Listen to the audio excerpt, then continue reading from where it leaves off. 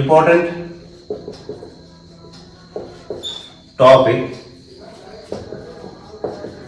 in this chapter.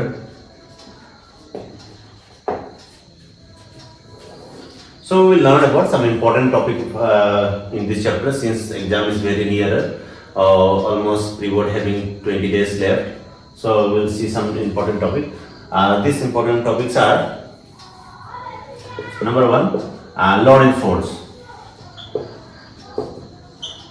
Lorentz force applied when? When a charged particles and q amount of charged particle is in motion. When q amount of charged particle is in motion, means it has some velocity v. So if we applied electric field, if we applied electric field here, if we applied electric field, external electric field, if you apply external electric field on a charged particles, we know okay, and it has some velocity v. So positive charged particles are having some velocity v. So when we applied magnetic fields here, magnetic field also external, magnetic field is applied here. Plus q charge having applied external electric field, so it attains velocity. We know plus q charge is released. We know external electric field is applied by some plus q charge, so plus get repelled and it attains some velocity v. So when we apply magnetic fields, that's a perpendicular direction. Magnetic field is having perpendicular direction. Here velocity v is perpendicular to magnetic field. Perpendicular to magnetic fields. So Lorentz force applied due to both force, both electric force and magnetic force here. So we will take here, consider a charge particles q whose velocity v under external electric field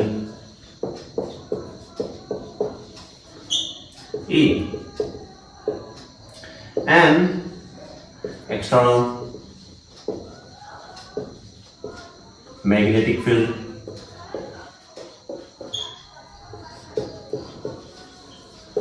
V, which is perpendicular to velocity v.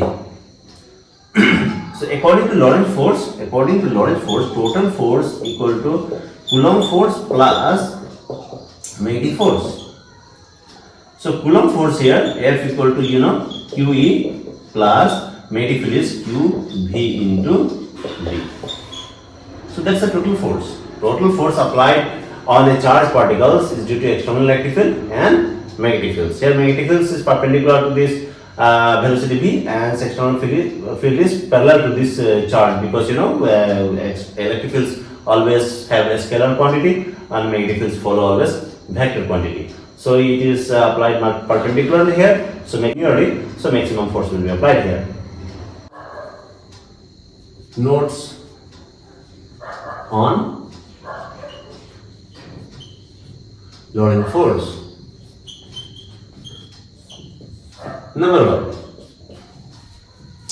if it's a minus q charge, then it will get pulled by electric field and the direction of force will be different. If it is plus charge, then it is applied in this way, because the external electric field always pushed or repelled plus q charge, so force direction will be different. So the direction of charged particle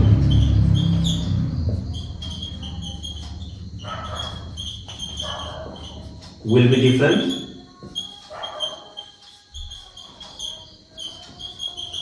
for negative and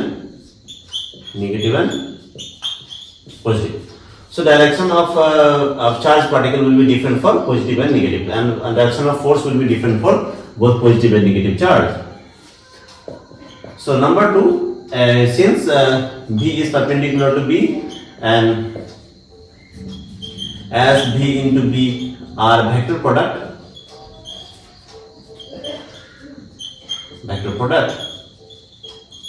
so since velocity and magnetic fields are perpendiculars, then they have the maximum maximum force will be applied on the charged particles since they are a vector product. So we can say VB like sine theta, then maximum force will be applied when theta is equal to 90 degrees. So you know sine 90 degree value is 1, means maximum 90 degree value is 1. So maximum force will be applied when B is perpendicular to B. One condition is that this charged particle cannot be rest. If charged particle in rest, so there is no force will be applied here. So a particle must have the velocity. Okay, if a charged particle is rest, so no magnetic field will be applied here. So to apply magnetic fields on a particle, the particle must have motion. A particle must have motions. So if velocity is zero, then force will be magnetic force will be 0 because a particle must have a velocity. If a velocity is there, then magnetic field will be applied on it. Okay. Number 4. SI unit of B. SI unit of B. We know magnetic force equal to U. We have got QVB. QV into B. So magnetic field equal to F equal to Q by V. So SI unit will be Newton Coulomb meter per second, like that. Newton Coulomb meter per second will be SI unit of magnetic field. It was a survey now. So SI unit of magnetic field will be Newton Coulomb meter per second, or you can say Tesla. So 1 Tesla equal to 10 to the power 4 Gauss. 1 Tesla equal to 10 to the power 4 Gauss. So this is some of the important topic.